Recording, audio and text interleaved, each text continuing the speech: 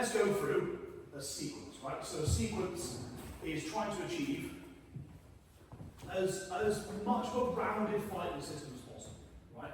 So in our club, we're trying to pull away from being specialists and trying to be rounded martial artists, which kind of ties in what I was just saying about being open to new information, new perspectives, even new martial arts, right? There's them out there, you know, pick from the tree. It's good fun. So we're going to go through punching, kicking, grappling. We'll go through a couple of nice takedowns. If we get time, I'll put some submissions on. Okay? So the first thing we'll look at with the punching, the kicking, the grappling is momentum. Right? Momentum is a huge part of breaking through that barrier of bravery we were just talking about. Right? So sort of creeping in is quite tricky to do. But if you can give your partner or your opponent or your enemy or whatever lots and lots to think about as you're going in, you'll find yourself in range and you'll even realise. Right? It looks a bit like this. So I could just swoop in and get what I want, but I'm also vulnerable. Right? So what I'm going to try and do, I'm going to take advantage of Joe and Chunan and Genan, all of my weapons. I'm going to give my partner as much to think about as possible. Legitimate things to think about. I'm just going to flare a bunch of things and see what happens. Throw some legitimate techniques. We'll go high, low, mid, low, high, mid, and just like that. And then before they know it, I'm in a clinch. Right? Now, what were those three targets I gave you? Traps, ribs, back, the ankle. Why did I pick those targets? Head, knee, no. Yeah. Think about clinch work. High clinch,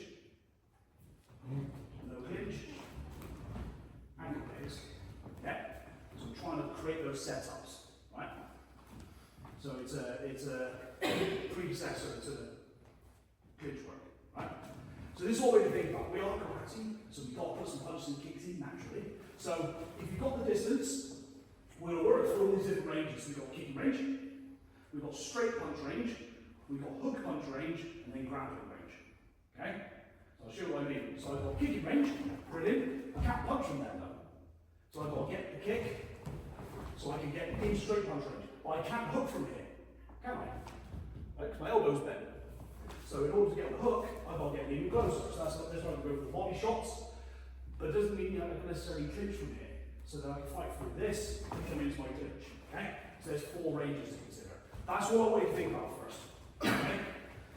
What I want you to do, so if you want a framework, I'll give you the freedom to do what you want, but if you want a framework, 2 kicks, 4 punches, and a clinch. Okay? You can go high, low, whatever you want to do. Right? You want that framework, so I can go mid into high, I can go back fist, low, hooking, grapple. Okay? And you can end up in whatever position you want. Right? So you can end up in a high clinch, you can end up in a low clinch. If you want to kind of do some sort of setup for a takedown or a back take, whatever is given to you. Right? We're going to cover this as well. Is that we talk a lot about practice is the best case scenario, but we need some plan Bs. Okay? And this is what we'll work on next. So if I do something and that elbow becomes available, it comes up like that, fine, take it. And that's the stopping point. Okay? So 2 kicks, 4 punches, and a clinch. Okay? With the 4 punches, try to make them go from long to short, ideally, as opposed to splitting up, fragmented, like we do in karate. We like to split everything apart. We've got to put all those jigsaw pieces together. So as opposed to doing a couple of kicks, then we do a few punches, and then we go into a kick. Merge them together. So they don't even realise what's going on. And this way you start bringing momentum into it. Right? So I can start coming forward, kicking for another one, and see I'm moving back a bit as well. Invade your partner's personal space. Don't be sort of, sorry, is it right if I just kind of, no, thank you very much. No! We're martial artists. Invade it. If you want to push back a little bit, cool. Yeah? That's another thing for you to think about. That now gives you the opportunity to think about a takedown you want to do. Alright? We'll build on that. 2 kicks, 4 punches, and a clinch that you like. Okay? If you're high, if you parry high, go high. If you're able to pass, go low. Get in tight, hold tight, let go, start again. Got it?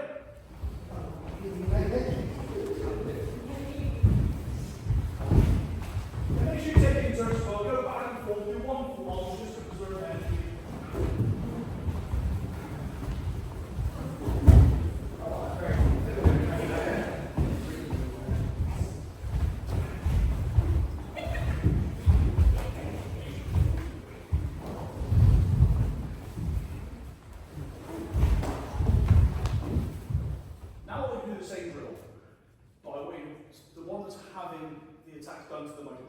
Focus on defence, right? So we're going to take into account the exercise we did previously. So now I want you to, this is really what's going to keep you keep your mind busy, right? Because this is going to be a better scenario than getting hit by 2 kicks, 4 punches, and then clinch and don't know what happened, right? So this is what I'm seeing a little bit of is letting your partner do it, right? Well, you're not keeping yourself busy unless you're actually trying to defend it. So if they get in for that clinch, and you defended 2 kicks and 4 punches, awesome. that's not a bad result. So now when you go away and do the drill again, right? And again, I'm giving you the freedom to do what you want, whatever kicks, whatever punches. I want you to reconsider that momentum, right? If it means you've got to pull away a little bit, and really use those kicks. You know, don't break them into individual techniques, right? So don't do 1 kick stop, do another kick stop, and then do a little combo. And then into clinch. That's a lot of work, right? Whereas you can do it all and take 1 deep breath in, and wham, just go forward and do it. Get the kicks really, like, make your partner almost like curl into a ball, right? For the one that's doing, the receiver, defend everything that's coming, right? If you know you're sort of checking for the kicks, defending high, defending low, parries, if they're going to invade your personal space, don't make it easy, right? Say for instance, like, so we were taught this in Brazilian Jiu-Jitsu, is that if you've got a white belt against a white belt, it's a level playing field, or a blue belt against a blue belt, level playing field. If you've got a white belt against a brown belt, you know you're going to lose. You know you are. Don't make it easy for them. I call it delaying the inevitable, right? So if you know that your opponent is going to throw a bunch of kicks, a bunch of punches, make it difficult for them to do it. Right? They're still gonna get that clinch, but at least you go out with somebody left. Alright? So again, find another partner. But now what you think about the one that's receiving the techniques, get those checks, get those elbows, and those hands, make it difficult for them to achieve what they want to do. And then you become a good training partner, because now they've got to work, they've got to swim even harder. Right?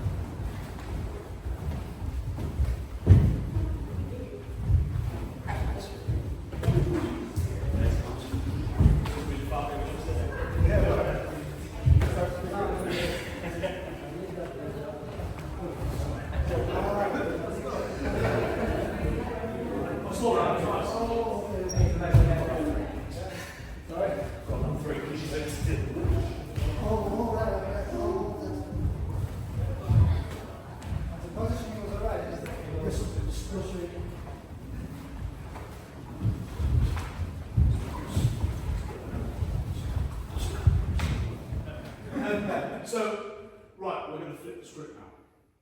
Flip the script, right? So now, so we talk about swimming in water, swimming in custard. Let's put a brick wall in the way, right? So now, the same person, they're going to be doing those punches and kicks, going for that clinch, and you're going to go, I'm going to take the clinch now, right? So, if let's say I'm doing the kicks and the punches, right? I'm trying to invade Les's personal space, and he's going to find an opportune moment to take mine instead, right? So he's going to take the advantageous clinch. Right, familiar with clinch work? Right, so we have a neutral clinch. So if we have like here, this is a neutral clinch, right? And my MMA instructor made a very good point once of saying, don't aim for a neutral clinch, because you're taking the advantage and then giving it back. Which is a fair point, really. If I'm winning, right, I've kicked it several times, bang, bang, boom, and then I end up in a neutral clinch, well, no, it's there for the low doing it, right? So instead of doing, like, so what we're doing in this case, is instead of doing this, instead of doing this, just that silly, tiny little change, now I've got the advantage, right? So consider little things like that as well. Is if you grapple spar and you start from neutral positions, in this case, don't. Find the advantageous one, right? So the idea is, I'm going to kick, I'm going to punches, I'm going to try and take the clinch, but it's Les's responsibility to find that opportune moment to use that defence. It might be he's using the parries, or he's going to go for the clinch. High or low, whatever, right? So I'm going to do the momentum, deep breath, do the kicks, beautiful, right? So, anyway, so go for that idea. You know what? Don't touch it. So we'll go for this idea, right? So change who's in charge now, right? So this we said about you can single that back leg to bring that momentum back. It takes a bit of bravery, like we were talking about earlier, because you've got a freight train coming towards you and you've got to try and meet it in the middle, right? Find that moment. So it depends on, if you're doing a specific drill, I can tell you a specific time to do it. But I want you to have the freedom of doing what feels comfortable to you. So what feels comfortable to me might not necessarily be comfortable for you, right? So the kicks and punches they're doing, find that moment, break through it, get that clinch, right?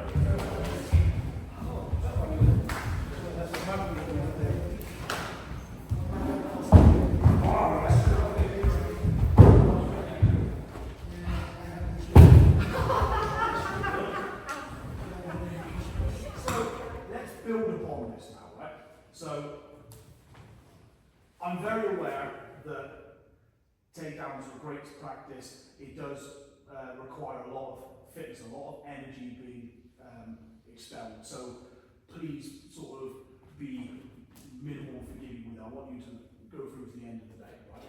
So this was like an hour and a half class. I say go, and that's drop each other on your heads and brilliant. But so the focus here is going to be to set up the takedown, right?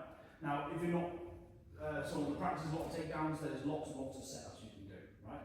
So we'll do the exercise we've just been doing, but we're going to carry on from the one we just did, where we flipped the script, right?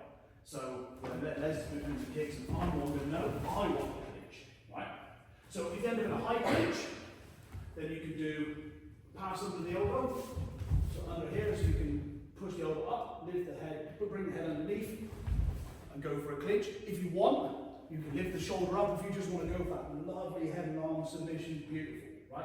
If you want to aim for a takedown, cover the arm, and then go for that back take, push the ear against them.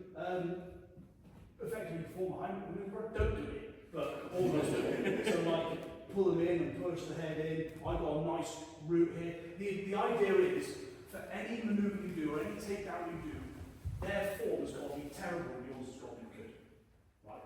For any takedown you do. So as long as you follow that kind of formula, your takedowns will work, right? Especially if you get them in a position where they're almost going to the floor, that's when you do it, yeah? If you're trying to go for like a sweep, for example. So what I like doing, passing under here, I'm always going like for a variation of an asosagari. So I go to sweep, but I got to lift that shoulder up with, lift his shoulder with my shoulder, pushing that shoulder back with my hand, so he's already kind of going, that's when to do it, right? So, for the sake of preserving energy, don't do the takedown, but go to that point and stop, right? So if you're going high, so you've got to the high clinch, go high, or go high with the elbow, put your head underneath, and clinch, okay? If you're low, if you find yourself with an underhook here, so then you can start doing your arm drags and your elbow drags. Okay? So that's where we start pulling away at this wrist. We can grab the elbow, round the back, go right take. Just as ideal. Okay? We're just dealing with what we got, right? What's been presented to us, and we take it, right? We also got to remember where the hands are, right? So this tabletop we were talking about earlier, is I can go over it, but maybe I can. Maybe I'll go under it. So now it's not going for attacking for that single leg, or go for a double leg, whatever, okay? If you're going to go for that, my advice is get off to the side, because just that little step off to the side makes you less likely to get guillotined. Okay? So if you go straight in and I open up my chin, beautiful, right? If I go off at an angle and go, I'll try and do it like a rhino, right? So lead with the head, get, and go for that single leg, right? And when I get there, lift my head up the other side, okay? Because if my neck is strong, it's hard for them to get around, okay? So set up a takedown. If you've got your favourite, go for it, right? If you're not sure, put your hand up, we'll come around and we'll pick one. But those three are always my go-tos, right? So if you want to roll with them, then go for it. So you've got to lift the elbow, head underneath, and click, but don't, like I said earlier, don't hug them. This is like an enjoyable experience. This is about making them feel really uncomfortable. And I said about making the personal space and knock them over a bit, pull the hand in, push the head in, whilst you do your root, so don't sacrifice your root for theirs. Then you've got the coming low, hooking round the back again. Or if you're not getting much success, maybe it's because you're high, maybe because of the height of your opponent, you know, find a way around it. Right? If you can't go high, no problem, go low. Absolutely fine.